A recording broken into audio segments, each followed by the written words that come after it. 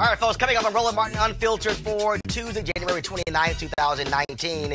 Get ready for the polar vortex. It's going to be dangerously cold all across the country, especially in the Midwest. Paul Goodloe of the Weather Channel is here with crucial information on how you can protect yourself. After Jussie Smollett from Empire was attacked overnight in Chicago, the attackers used the N-word and homophobic slurs. They even had a rope around his neck at one point. He is out of the hospital and safe. We got the pictures and also details. 4 black prisoners in an Ohio prison were chained to a table and stabbed by a white inmate. It is shocking video, and they say that the security guard actually set it up, but no charges were filed against him. In Baltimore, the state's attorney says no more prosecutions for simple marijuana possessions, and she is going to try to revoke 5,000 or so cases where folks have already been convicted. Also, the issue of workers. What is happening in this country to the American worker? We'll talk with Saunders, president of the American Federation of State, County, and Municipal Employees, to talk about also the resurgence of unions in Trump's America. Senator Kamala Harris, of course, killed it last night in a town hall on CNN, but new statements and old ones continue to generate criticism against her. And also, we'll pay tribute to the great R&B singer James Ingram. He died today at the age of 66 because of brain cancer. We'll be talking with Jeffrey Osborne, statements from Quincy Jones, hear from Johnny Gill, Regina Bell, and more as we give a proper tribute to James Ingram. It's time to bring the funk on Roland Martin Unfiltered. Let's go. Whatever the biz, he's on it. Whatever it is, he's got the scoop, the fact, the find. And when it breaks, he's right on time and it's rolling. Best believe he's knowing. Putting it down from sports to news to politics. With entertainment just for kicks, he's rolling. It's on go, y'all. It's Roland Martin, yeah. Rolling with Roland now. He's funky, he's fresh, he's real, the best, you know he's Roland Martin now.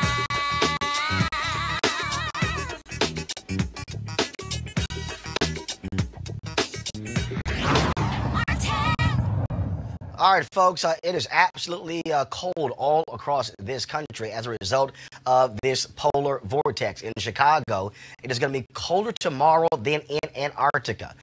In Detroit, it could be as cold as 35 degrees below. We're talking about dangerously cold temperatures and high winds that's going to hit the Midwest and then the East Coast. Up to 83 million people could very well face sub-zero temperatures, and you need to stay on top of what's going on, especially when it comes to the wind chill and frostbite. Here to explain all of this is Paul Goodloe of the Weather Channel. Paul, glad to have you back on Roland Martin Unfiltered. How do we even get to this point that this much cold weather blanketing the country?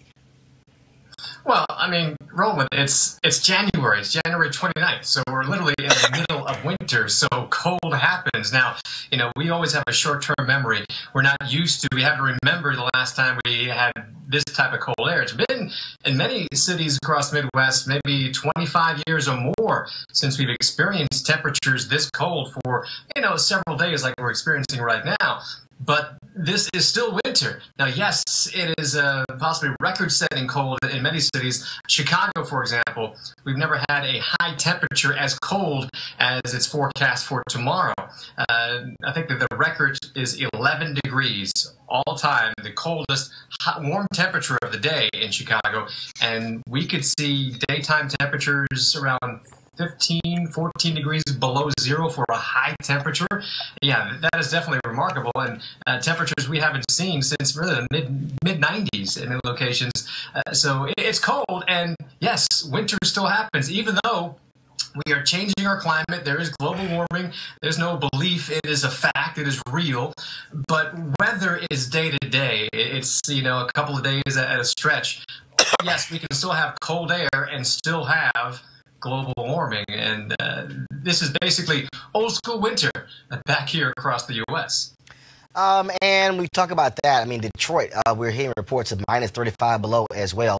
Explain to people what that means in terms of them going outside, the need to cover up, the idea of frostbite, things along those lines.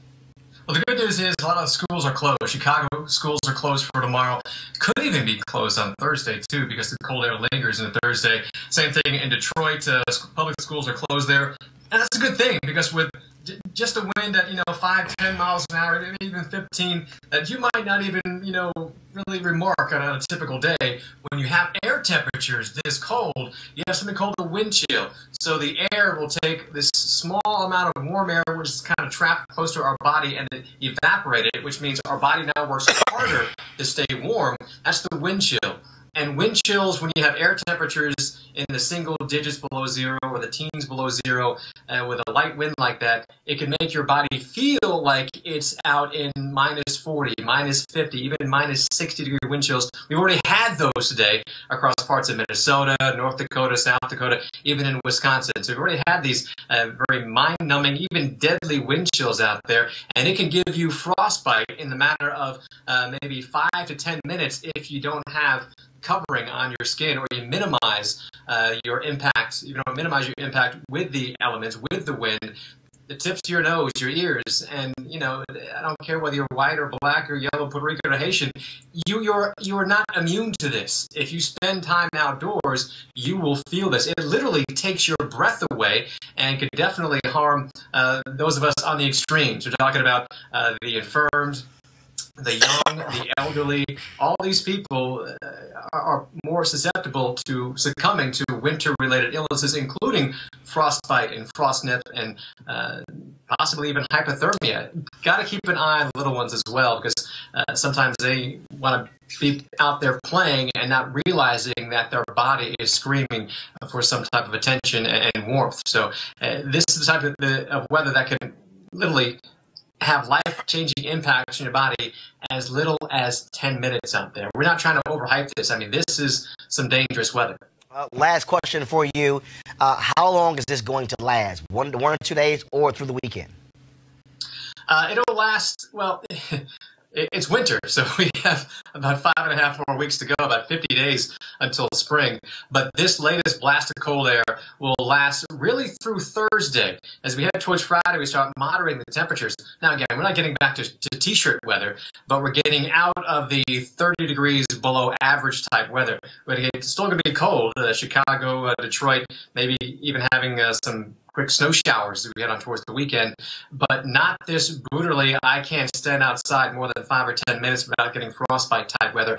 That will kind of ease a bit as we head on towards the end of the week. But remember, we're still in January. We still have all of February to get through. And I know the Northeast knows from last year, even in March, they had about, 4 nor'easters in about a 5-week span. So we're still not done in terms of winter weather at all. But this latest blast of Arctic air is basically coming for many cities in the climatologically coldest part of the year. So this is remarkable, but not unheard of in terms of weather that we've experienced here in the U.S. It's just that we haven't experienced it in quite some time. And you know, we always have a short-term memory, but we've had cold air like this before. It's just been, if you got kids who are teenagers, they've never experienced this. And I know, I think about 6 or 7 years ago, another big blast came through here, and that's the type of weather we hadn't seen in maybe 30 years. So it's just not as frequent as it used to be. But as you know, Roland, because we're about the same age, this is an old school winter across the Midwest and the Great Lakes. All right, Paul Goodlow, Weather Channel. I appreciate it, man. Thanks a lot. Sure thing. All right, folks, speaking of Chicago, a vicious attack against Empire actor Jussie Smollett.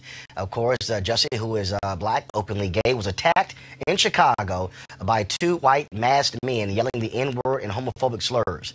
According to the Chicago police, they poured an unknown substance on Smollett. The police also say that at one point, the attackers placed a rope around his neck. Now, Smollett told CNN's Don Lemon that he was shaken and angry and fought back. He took himself to the hospital and was treated and released. This is a photo here of Jussie's face. Now, many folks have been commenting all on social media as a result of the news of this attack. Lee Daniels, the creator of Empire, put out this video. It's taken me a minute to come to social media about this because, Jussie, you are my son. You didn't deserve, nor anybody deserves, to have a noose put around your neck, to have bleach thrown on you, to be called die, faggot, nigga, or whatever they said to you. You are better than that. We are better than that. America is better than that. It starts at home. It starts at home, yo. We have to love each other, regardless of what sexual orientation we are. Because it shows that we are united on a united front. And no racist fuck can come in and do the things that they did to you. Hold your head up, Jussie. I'm with you. I'll be there in a minute. It's just another fucking day in America. The studio behind Empire, 20th Century Fox, issued this statement, quote, "We are deeply saddened and outraged to learn that a member of our Empire family, Jussie Smollett, was viciously attacked last night. We send our love to Jussie, who is resilient and strong, and we will work with law enforcement to bring these perpetrators to justice. The entire studio, network, and production stands united in the face of any despicable act of violence and hate, and especially against one of our own." And so that was a statement there. Again, I reached out to Jussie about 2 hours ago. I have not heard back from him. I sent him a text to see how he was. As I said, he is actually out of the hospital, and so we certainly want to send our prayers to Jussie after this attack. All right, folks, let's talk about what's happening in Baltimore, where the state's attorney in Baltimore has decided to stop prosecuting cases of simple marijuana possession. Also, she will vacate the convictions of 5,000 people on the same charge. Joining us right now is State's Attorney Marilyn Mosby. Marilyn, how you doing? I'm doing well. How are you, Roland? I'm doing great. I mean, obviously, this is huge news. Why did you decide to make this decision now? Well, for several reasons. First and foremost, there's absolutely no public safety value to the prosecution of marijuana, which has been legalized in half the states across the country. It disproportionately impacts the communities of color. It erodes public trust because of that disparate sort of enforcement. And it's costly and counterproductive to the limited uses of resources that we have in a city like Baltimore. In 2017, we had 343 homicides with a year-end clearance rate of 31%. Last year, 316 murders, a 26% year-end clearance rate. It's time for us to get serious about what makes us safe, and jailing people for possession of marijuana is not what does it. We have seen other DAs across the country do this exact same thing. At the same time, while you have states that are also legalizing marijuana, and so you sort of have this back and forth when it comes to this issue. One of the things that also jumps out when we talk about this notion of vacating this is that so many people were sent to prison for long periods of time for basic marijuana use, and now you have folks who are making billions off the very same drug. Correct. You're absolutely right, Roland. And the problem is not just in the past, it's also in the present. So in 2010, the ACLU put out a report. In Maryland, the arrest rate for possession of marijuana was the fourth highest in the nation. And in Baltimore City, the disparity was even more glaring because you were 6 times more likely to be arrested for marijuana possession if you're a black person. You would think that that was the ways of the past, But even after the decriminalization of marijuana of 10 grams or less, you still have a disparate sort of role or enforcement that is being applied to black people differently. In 2015, it's now a civil citation in which they can issue, the Baltimore Police Department, 89% of the citations that they issued citywide were black. 2016, 94% were black. In 2017, 95% were the black people. And the most glaring sort of statistic is that 42% of the citations that were issued in only one of 9 police districts throughout the city happened in West Baltimore. In West Baltimore, where their population is 95% black, right, and impoverished. So what that says to me is that you're targeting and enforcing these laws disparately, even though the research has indicated that the use of marijuana among white and black people is the same, but you're targeting black, poor people in West Baltimore. And what do you hope other DAs will do, law and order folks will do when it comes to this whole issue of marijuana prosecutions? Because like I said, we have seen significant numbers of people locked up. You also now have NFL players and former players who are talking about the use of cannabis to make it easier when it comes to pain. We have an opioid crisis as well. So it seems that more and more people are coming to realize that just locking folks up and throwing the key away doesn't make any sense. It doesn't make any sense in that we should be utilizing those resources towards solving homicides, going after violent offenders. You ask a mother who lost her son where she'd like us as law enforcement to spend our money and our time and our resources, she's not going to say on marijuana possession. And you're absolutely right about the collateral consequences that are clearly evident in communities like West Baltimore, that once you get involved in the criminal justice system, you understand there are collateral consequences that come with that. The social, economic, political stabilities that result from being involved in the criminal justice system that have long-term effects on people. So it can affect adoptions and housing and immigration, employment, professional licenses. It's just a number of collateral consequences that come with focusing our time and our attention on marijuana possession. All right then, Marilyn Mosby, we certainly appreciate it. Thanks so very much for joining us. No, thank you for having me, Roland. All right, thanks a bunch, folks. Being in prison is pretty bad. Being attacked by another inmate is not so great. How about being chained to a table and attacked by another inmate with a knife is a whole different ordeal. This is what happened to Shamik Pugh and 3 other black inmates at the Southern Ohio Correctional Facility in Lucasville, Ohio, one of the state's most secure prisons. This video is from June 2017, was first obtained by the Associated Press under a Freedom of Information request. It is certainly shocking. You see what is happening here. Go back to the video, please. So what you have here is, again, 4 inmates chained to a table by a security guard. One of the inmates is being stabbed. That particular, of course, and the officer who did this was not prosecuted as a result of this decision. And so that makes no sense whatsoever. That this case, though, continues to be investigated now that video has been released. All right, folks, going to a break right now. When we come back, we'll talk with Lee Saunders, talking about the resurgence of unions in America in the age of Trump. Next on Roland Martin Unfiltered.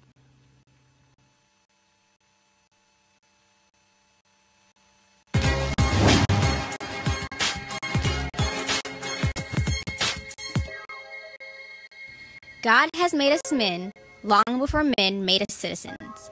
Minister Charles T. Walker.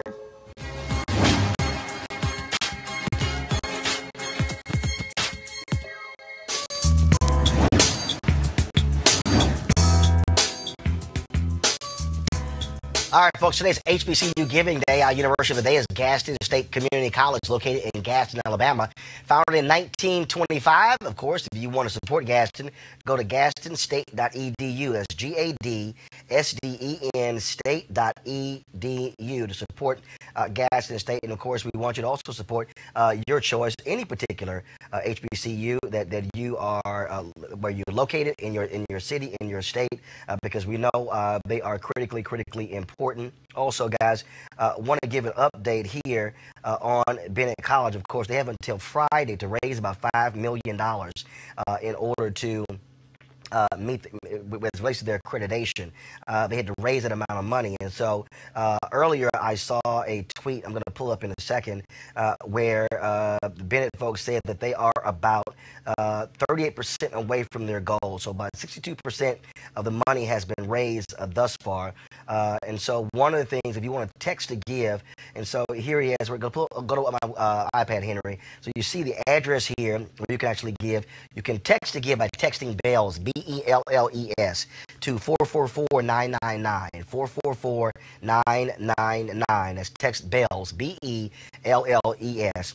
And you can also use Cash App, and so it's the $ stand with Bennett. $ stand with Bennett. And again, they have until Friday to raise the additional money. The total amount is $5 million they'd have to raise, and so we certainly will keep giving you updates on what's happening with Bennett College.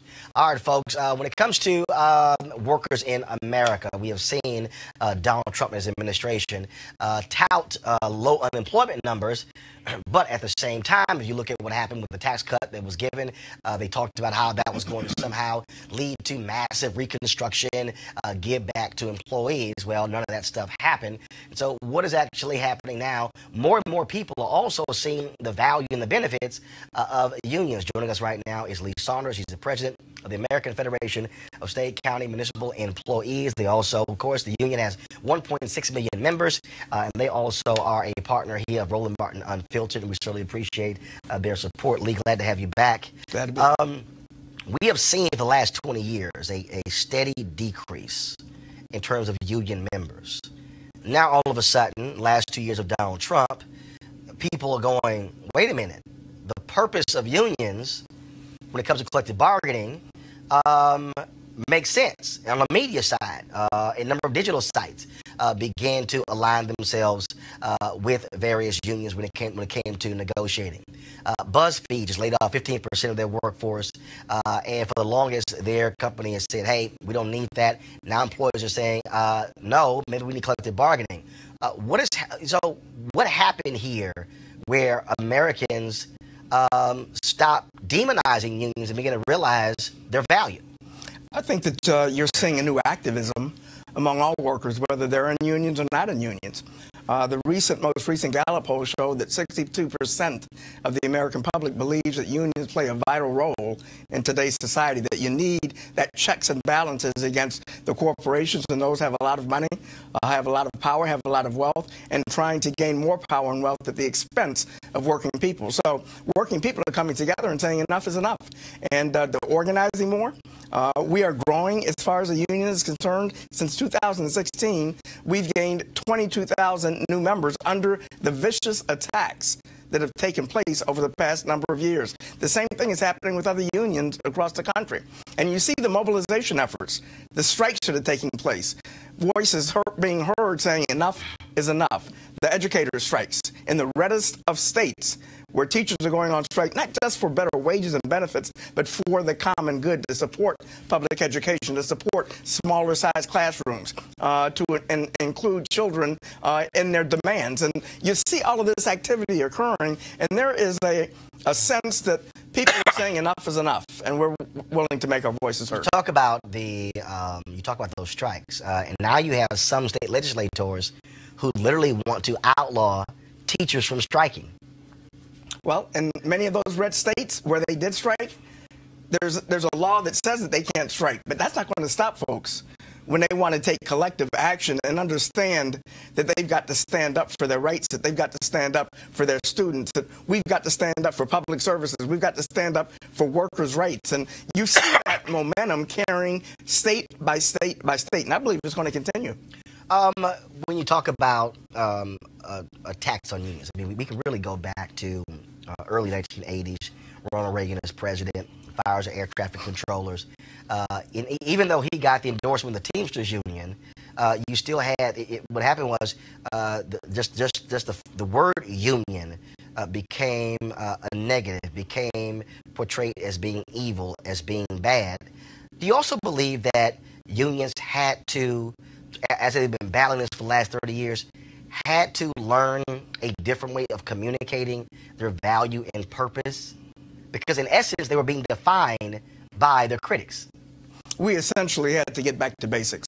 And we let those critics define us, and that was a mistake. And we've learned from that. And the most important thing that we can do, Roland, right now is for us to talk and communicate with our members, to talk and communicate with working people who may not be in unions, to listen to what they've got to say, talk about the issues that impact on them, their families, their communities every single day, and then talk about the importance of unions and how we can improve their lives, how we can improve their wages and benefits, how we provide them collective power to fight back like never before. And that's exactly what we're doing. Now, of course, you also impact. How has AFSCME been impacted by the Janus decision and other unions? But of course, that Supreme Court decision that many folks, many unions were deathly afraid of. Well, a lot of folks had thought that with the passage of Janus and it becoming the law of the land, that would be the death knell for public sector workers, because essentially what it does is it makes in the public sector, every state is right to work. Right to work. It had just the opposite effect. We are thriving. We are growing. People are saying that this is unfair, that nobody can take our union away from us. So we're organizing like never before. Other unions are organizing like never before. And people understand that their power is being taken away from them, and that is not acceptable. You mentioned the fact that legislators and politicians many times wouldn't even use the word union. Well, unions have benefited workers all across this country, and now politicians are talking about unions, the importance of the trade union movement, the checks and balances that exist, and we've just got to continue to promote those folks doing those kinds of things. When we talk about, I had, of course, Bill Spriggs on, economist with AFL-CIO, Howard University, economics professor, and he talked about historically the importance of unions for African Americans. You got folks out there who are young, who are watching us right now on YouTube, Facebook, and Periscope. And so share with them again how disproportionately unions impact black folks economically compared to others. Well, if you are a union member and you're African American, your wages are substantially higher, your benefits are better, and you have a voice on the job. You cannot ignore those kinds of statistics. Where we have a union environment, whether it's in the public sector or the private sector, it disproportionately impacts in a positive way African-American families. Not only that member, but the families and their communities. And we've just got to continue to get that word out. That's one of the reasons why they're coming after us, because they don't want to see us have that kind of power, to see us have that kind of clout. So not only as far as African-Americans are concerned, but people of color, it's the same kinds of statistics. And so what we've got to do is continue to promote the importance of the union movement, what collective action can do to benefit working families, to benefit workers, to benefit their communities. And that's why you see this surge of momentum saying enough is enough. We need protections, we need a union, and we're going to make our voices heard and fight back. All right, Lee Saunders, we really appreciate it, man. Thanks a lot. Appreciate it, brother. All right, I got these out. I'm hit you with the fist pound, so I don't want you to catch anything. I appreciate it. Thanks a bunch. All right, folks. Last night, Senator Kamala Harris, of course, she was involved in town halls on CNN. I don't watch CNN, so Monique Presley, my producer, they were busy watching the show, texting me, telling me what happened, saying Senator Harris killed it. If you actually look at the ratings as well, it was the single highest single candidate town hall in CNN's history. A new poll out today also shows that Senator Harris and Joe Biden are the front runners for the Democratic nomination. Now, again, professional tip here, pay no attention to these polls this far out. Way too early. But Senator Harris was indeed impressive with how she was able to answer questions. Now, at the town hall, she talked about why she's in favor of Medicare for all and getting rid of health insurance companies. Watch this. And what we know is that to live in a civil society, to be true to the ideals and the spirit of who we say we are as a country, we have to appreciate and understand that access to health care it should not be thought of as a privilege. It should be understood to be a right. It should be understood to be something that all people should be entitled to so that they can live a productive life, so they can have dignity. And having a system that makes a difference in terms of who receives what based on your income is unconscionable, it is cruel, and in many situations that I have witnessed, inhumane. All right, folks, and so there's still lots of questions for Senator Harris with regards to her record when it comes to criminal justice, and those questions, of course, will be asked in the future. Now, here's what's interesting. Calls for Medicare for all from Senator Harris. Senator Elizabeth Warren called for a wealth tax on people with net worth of over $50 million, and Congresswoman Alexandria Ocasio-Cortez's call for a 70% tax on the very rich. They've spooked the billionaires. One of them is Starbucks founder Howard Schultz. Now, he is making noise about running for president as an independent, and he was asked about Medicare for all on CBS this morning. Well, you just played Senator Harris as saying she wants to abolish the insurance industry. That's not correct. That's not American. What's next? What industry are we going to abolish next? The coffee industry? Okay, so here's the piece, okay? So Schultz also called the 70% marginal tax rate for the very rich that proposed by Congresswoman Ocasio-Cortez, he calls that un-American. Now, here's also what's crazy here, y'all. So Howard Schultz, who's actually a Democrat, the reason he said he is considering running as an independent is because of Congressman Ocasio-Cortez's 70% tax rate. Marginal tax rate. So let me just get this straight. Howard Schultz, a billionaire, says he's afraid to run as a Democrat because of one woman, a freshman member of Congress. He's literally afraid to run because she is proposing this. Okay, let me help y'all out. Congresswoman Ocasio-Cortez has suggested this in interviews. There is no bill. The House Democrats are not literally considering a bill to change the tax rate. Okay, let me also explain to you that 70%, it's 70% after $10 million. After $10 million. He won't run as a Democrat because of that. Let me go ahead and just unpack this for y'all. Howard Schultz is scared. Howard Schultz is a wimp. Howard Schultz is actually deathly afraid to stand on a stage with the other Democratic candidates and defend his positions. You cannot convince me that this guy is saying, I don't want to run as a Democrat because of that New York young congresswoman. Do you know how weak and impotent that is? It's about as weak and impotent as paying $6 for a cup of damn coffee. That's stuck on stupid to me. Mind you, I have never in my life bought a Starbucks coffee.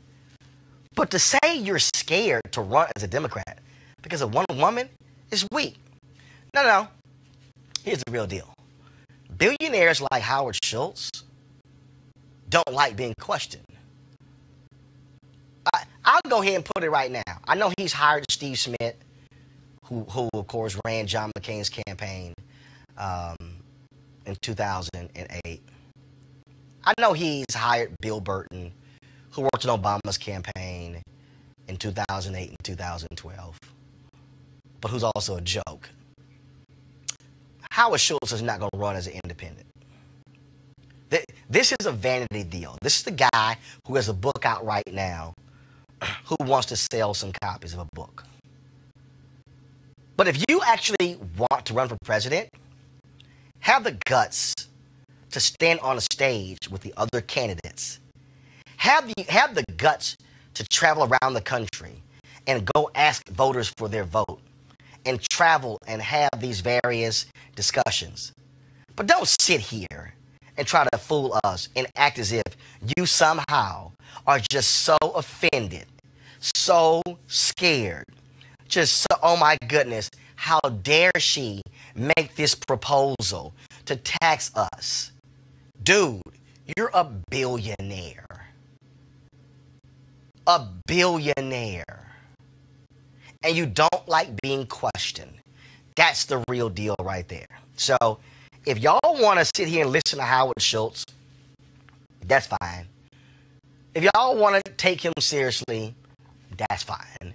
And he's doing interviews all over the place, The View and CBS, and he's going to be on Morning Joe tomorrow, all these places. But Howard Schultz, really? Really? You're scared of one congresswoman from the Bronx? Dude, that's weak. And that's sorry. It really is.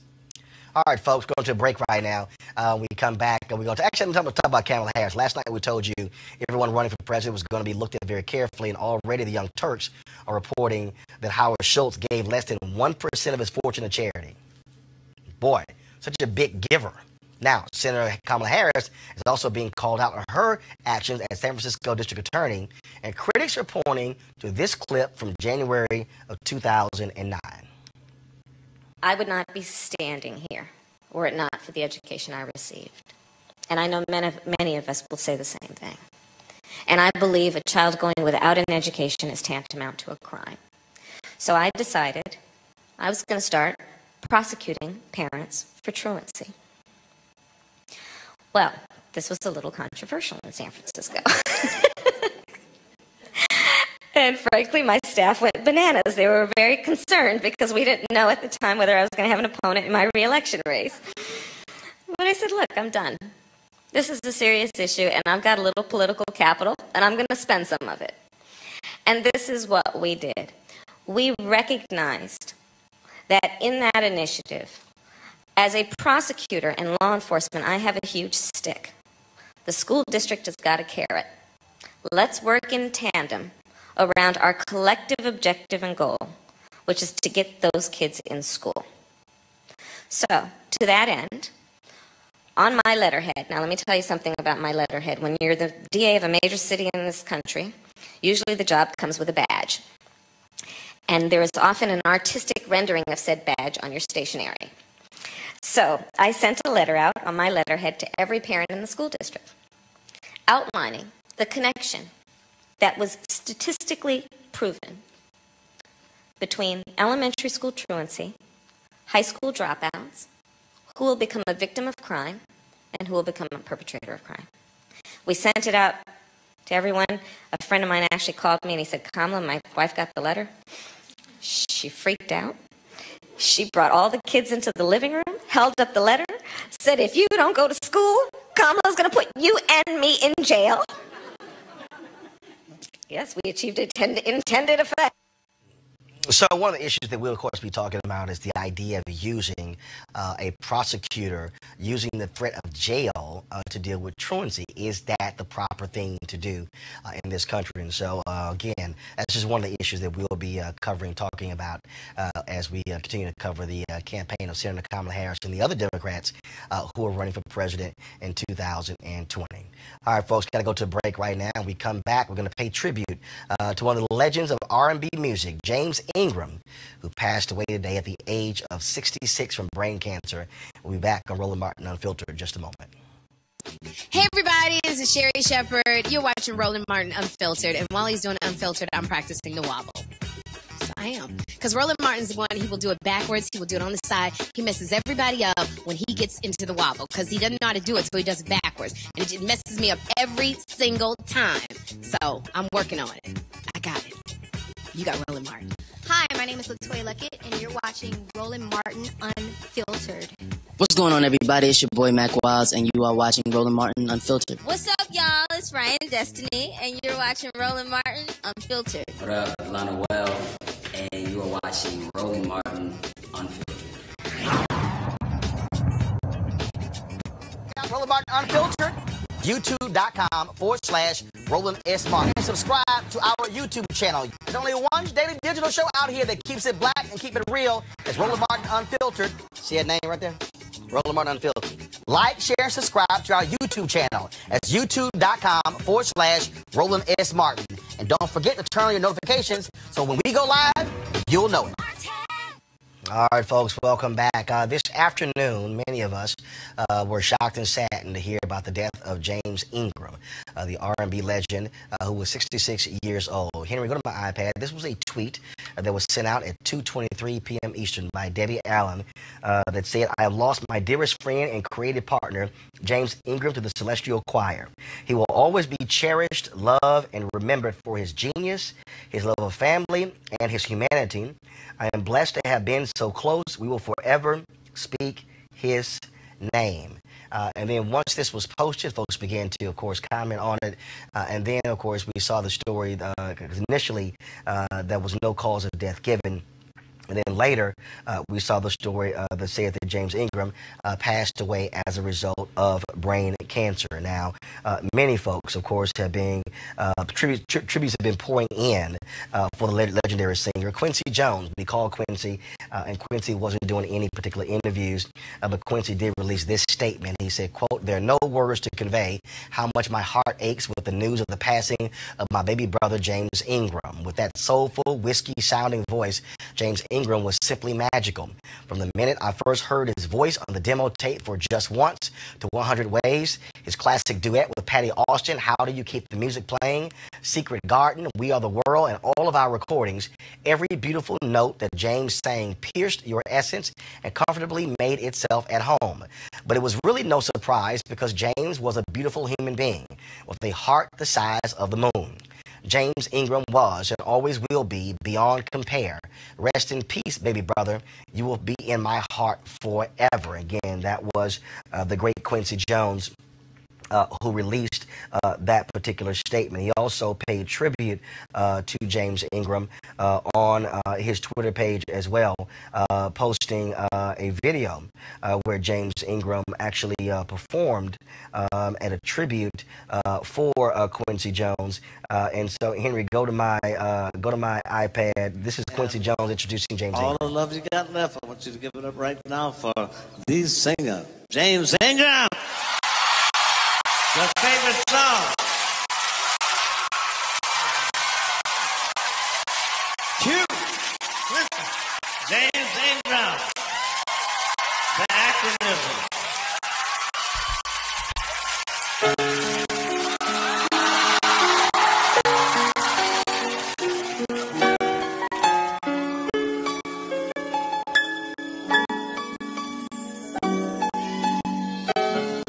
I did my best, but I guess my best. All right, folks, joining us on the phone right now is the incomparable Jeffrey Osborne.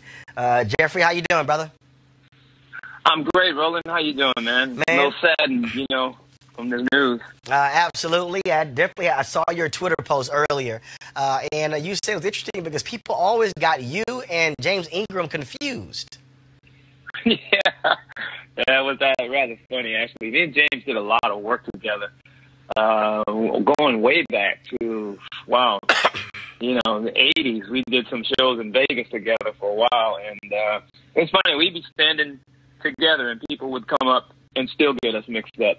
People would come up to me and say they love my song Just Once, and they'd come up to James and say, I love your song On the Wings of Love. And we'd stand there looking at each other, laughing. And James would always play it off. James would always just go with it.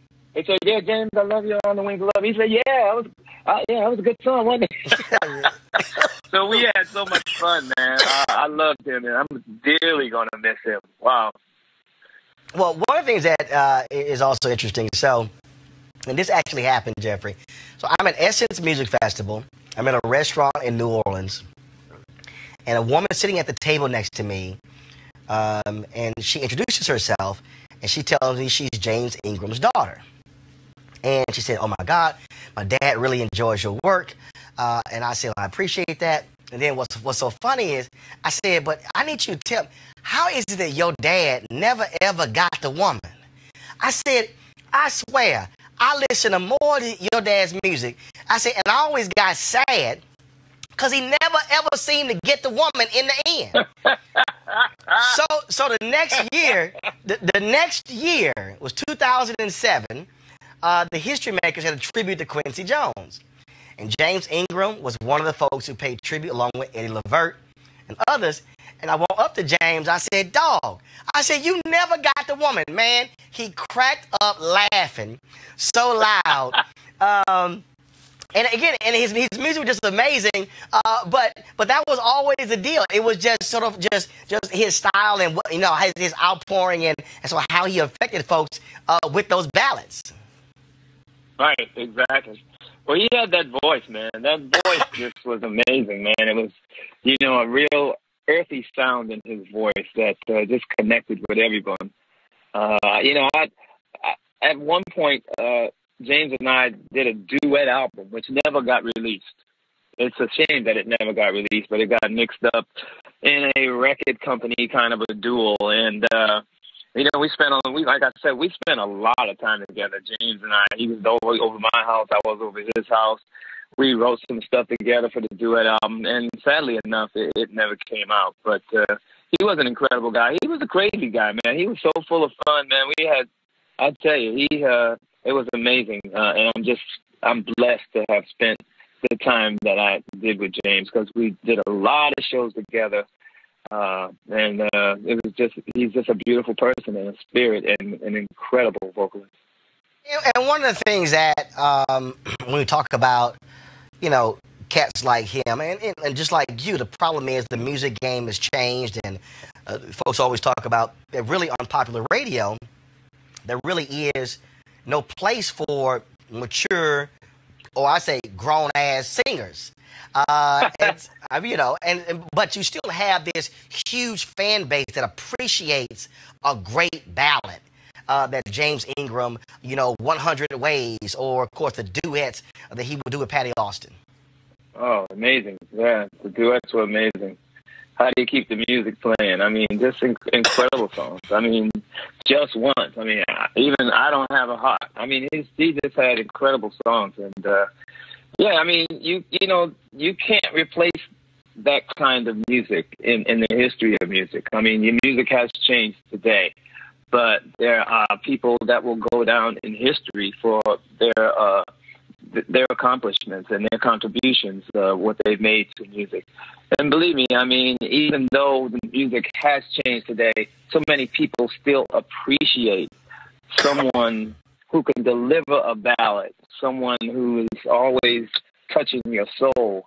That means a lot. That really means a lot. And I also think that, the young people that are making music today, I mean, they've listened and they've studied and, they respect it 100%. It's just a different thing. Music is just in a different state right now. All right, then, Jeffrey Osborne, man. I certainly appreciate always good chatting with you. Oh, always, Roland, man. And thank you for doing this tribute to James because he definitely deserves it, without a doubt. Absolutely. He's the one legendary brother, man. Love him to death. Absolutely, Jeffrey. I appreciate it. Thanks a lot. All right, folks, we're going to go to another legend. Let's go to Regina Bell, who's on the phone. Regina, welcome to Roland Martin Unfiltered. Hey, Roland. Good to talk to you. Hate to talk to you under these circumstances, but just share your thoughts with our audience about James Ingram. Wow.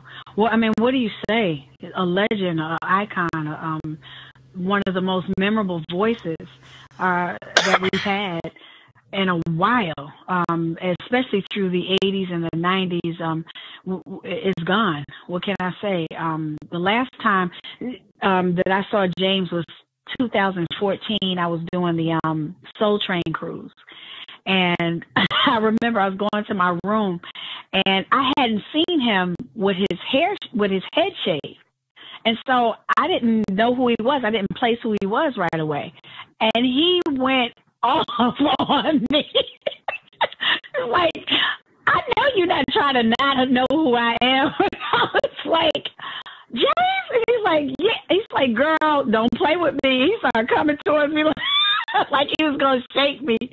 But, I mean, he was that kind of brother. He wasn't just a great artist. He was just a great person and always had great words of wisdom. I remember me and my brother would have issues. In fact, I met him through my brother, Bernard Bell, who had an opportunity to work with him.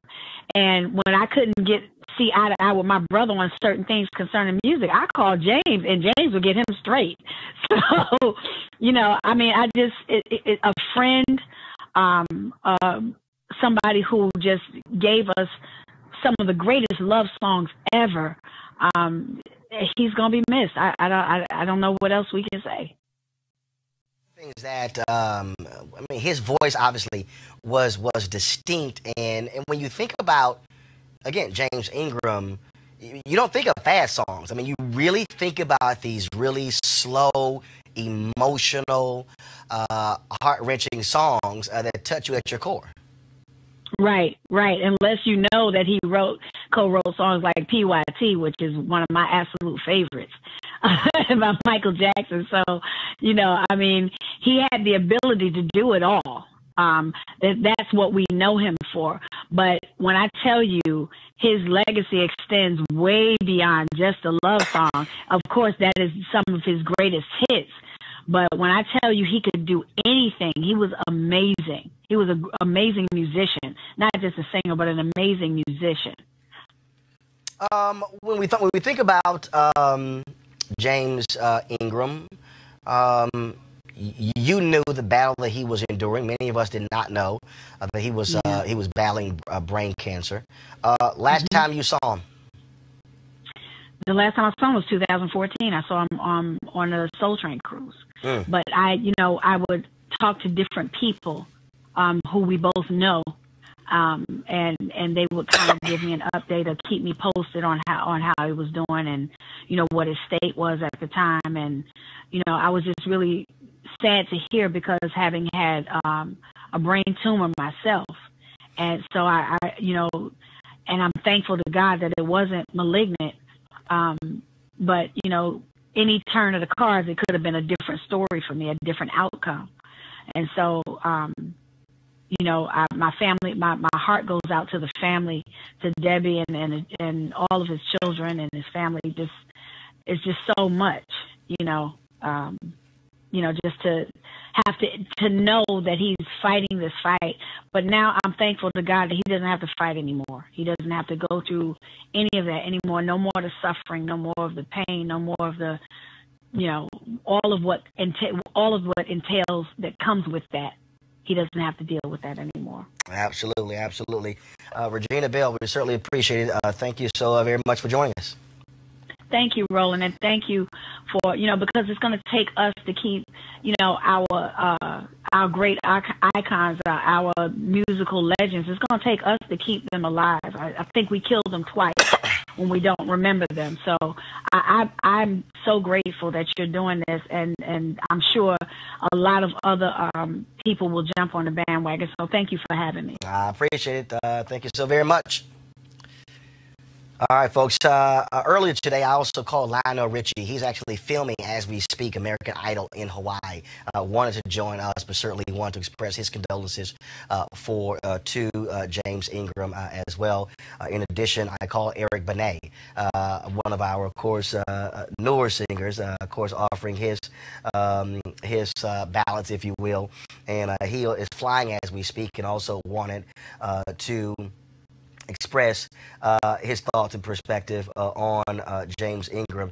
We're on Instagram right now, and there's so many different posts here of different people, of course, expressing the love and appreciation for James Ingram. Here, you can go to my iPad. I'm just showing you some of the stuff that we have here again. And so you look at some of the responses, all kind of different people posting their photos, as you saw the duet there with Patty, with Patty Austin. And then we're trying to get Johnny Gill on the phone as well. And so, but right now, while we're trying to get them on the phone, here is the tribute from 2007. Gwen Ifill was interviewing Quincy Jones for the History Makers. That, of course, it aired on PBS. I was there at that particular event. It was an amazing, amazing night. And here is James Ingram paying a tribute to his longtime friend, the great Quincy Jones. This song started my career with Quincy Jones.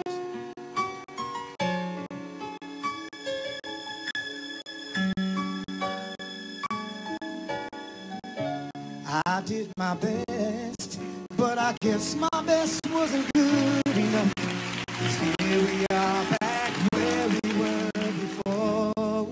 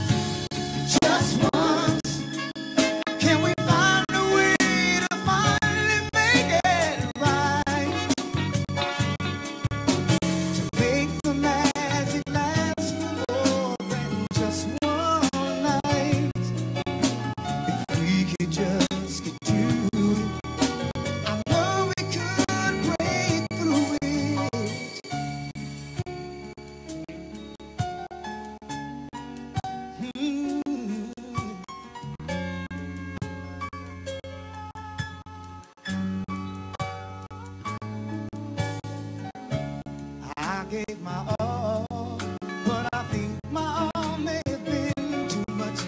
'Cause Lord knows we're not getting anywhere. It seems we're always blowing whatever we've got going, and it seems at times with all we've got, we haven't got a prayer. Just once, can we figure out what we keep doing wrong? Why the good times never last so long? Where are we going wrong? Just once, can we find a way to finally make it right? Make the magic last. All right, folks, I'm going to close our show out with this here. This is a statement from the Recording Academy regarding the death of James Ingram. Quote, two-time Grammy winner James Ingram was a soulful, chart-topping singer and songwriter, a 14-time Grammy nominee. Ingram earned 2 Grammy Awards in the 1980s, Best R&B Vocal Performance, male for 100 Ways, and Best R&B Performance by a duo or group with vocals for You Mo Be There, a duet with Michael McDonald. As a songwriter, he collected several hits with an impressive roster of artists, including Ray Charles, Michael Jackson, and the Pointer Sisters, among others. Ingram's rich voice and masterful songwriting has made a lasting impact on the music industry. Our thoughts go out to his loved ones during this difficult time. Neil Portnow, the president and CEO of the Recording Academy. All right, folks, that is it for Roland Martin Unfiltered. We are going to, tomorrow, I have more tributes to James Ingram. There are a number of entertainers who have actually been texting me as we've been on the air. Some folks are traveling in meetings, things along those lines, like Gerald Albright, like Eddie Levert, as Johnny Gill. And so what we will do is we will also do a second tribute to James Ingram tomorrow. And some of you may ask, why is that important? Well, again, there's a reason why this show matters, because I can tell you for mainstream America, you know, sure, when Aretha Franklin passed away, there were these massive tributes to the Queen of Soul. But for artists like James Ingram, frankly, for mainstream audiences, R&B legends, you don't necessarily get the same sort of treatment. And as Regina Bell said, we must be willing to honor our legends. We must be willing to share their stories, and that's why we do this. And so we did that, of course, previously with my News One Now show, when you had Ruby Dee passed away, when so many others passed away. And so it's important for us to reach out to these artists to get their thoughts and perspectives, whether it's Gladys Knight and others, and that's one of the things that we're doing. And so my show is called Roland Martin Unfiltered. I can make that call, and that's why we're doing it. And so tomorrow we'll continue our tributes to the great R&B legend James Ingram. We thank all of you for watching. Be sure to have a great night. Great night. You want to check out Roland Martin Unfiltered? YouTube.com/Roland S. Martin. And subscribe to our YouTube channel. There's only one daily digital show out here that keeps it black and keep it real. It's Roland Martin Unfiltered. See that name right there? Roland Martin Unfiltered. Like, share, and subscribe to our YouTube channel. That's YouTube.com/Roland S. Martin. And don't forget to turn on your notifications so when we go live, you'll know. You want to support Roland Martin Unfiltered? Be sure to join our Bring the Funk fan club. Every dollar that you give to us supports our daily digital show. There's only one daily digital show out here that keeps it black and keep it real. It's Roland Martin Unfiltered. Support the Roland Martin Unfiltered daily digital show by going to RolandMartinUnfiltered.com. Our goal is to get 20,000 of our fans contributing $50 each for the whole year. You can make this possible. RolandMartinUnfiltered.com.